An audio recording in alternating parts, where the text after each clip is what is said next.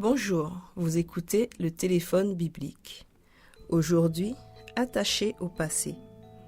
La capacité du cerveau à garder l'information est réellement étonnante. Avec ses milliers de ramifications nerveuses connectées au système nerveux central, il peut emmagasiner des millions de données en quelques secondes et dans ses archives spécialisées, il garde des sons, des odeurs, des images et même des sentiments expérimentés dans le passé que nous pouvons évoquer sans effort. Il est merveilleux de voir comment le moindre stimuli de notre environnement peut nous faire revivre un événement vécu il y a longtemps. Une promenade dans notre passé à travers nos souvenirs peut être gratifiante si nous évoquons des moments heureux. Cependant, le retour constant aux mauvais souvenirs et aux traumatismes peut être nocif.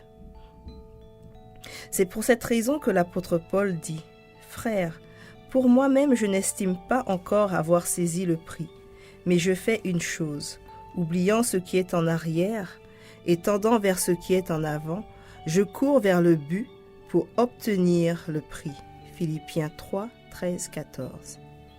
L'apôtre semble penser qu'oublier les mauvais moments passés est une bonne stratégie pour vivre le présent et nous projeter vers l'avenir. Les mauvais souvenirs peuvent se transformer en un instrument de torture si nous ignorons comment les appréhender. Ils peuvent nous détruire, freiner notre développement personnel et affecter notre santé physique et mentale. Les erreurs passées, les mauvaises expériences et les incidents frustrants devraient être évoqués uniquement en tant que leçons de vie pour l'existence présente sans engendrer chez nous un sentiment de culpabilité ou du remords.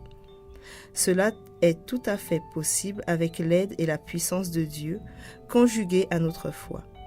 Sa promesse est « J'ai effacé tes crimes comme un nuage et tes péchés comme une nuée. Reviens à moi, car je t'ai racheté. » Ésaïe 44, 22. Ceci est un appel de Dieu à vivre le présent dans la liberté.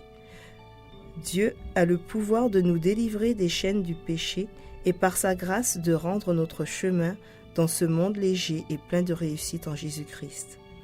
Ne laisse pas la joie que Dieu met à ta disposition en cette journée se perdre.